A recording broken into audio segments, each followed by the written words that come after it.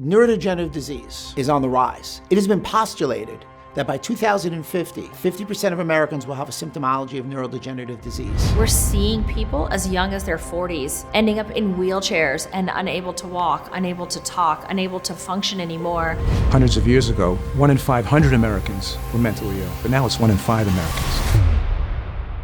1 scene 3, take 1, substance. So let's talk about the most important issue on Earth today. It's mental health.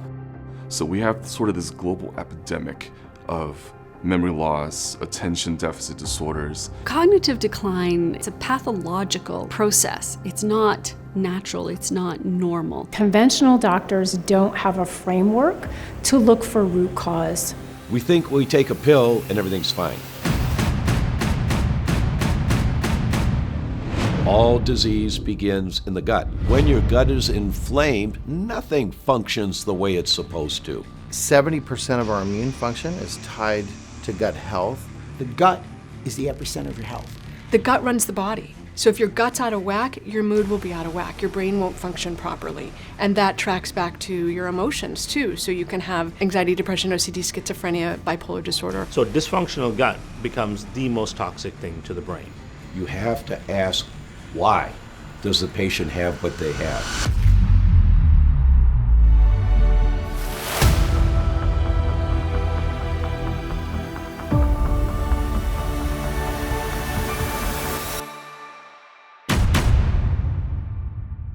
So this is a global problem. We're all unfortunately swimming in a sea of toxins at this point. No generation in history has been exposed to as many toxins as the younger generation is today. 99% of everyone who we have tested who has diseases like Parkinson's, Alzheimer's, dementia, are all showing the same common denominator of root causes. We know that the average American gets exposed to over 80,000 chemicals a year.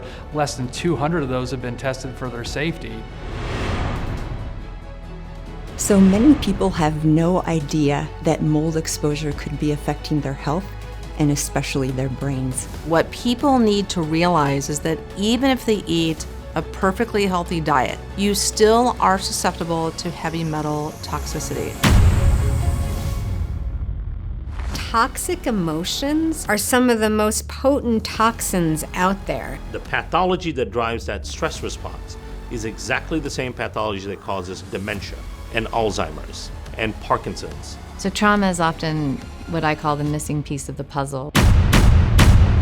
And my son looked like he was coming off of drugs.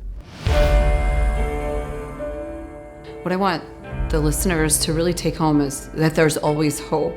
So I don't think there's any part of our body that is more available for change than what's happening in the brain. We are a society of pill takers, but healing is so much more than that. So fortunately, there are answers and solutions. When we understand these toxins in our environment, we can take control.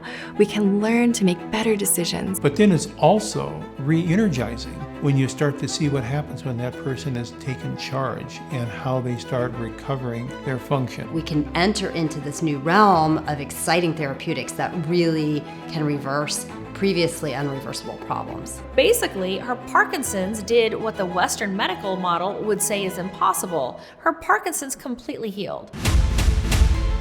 And after 18 months, we had 100% recovery of her memory. And she had a huge smile on her face, and she gave me a big hug, and she actually said, "I'm back." When you have your destination, your goal, and you have the reason why you want it, it's just magic happens.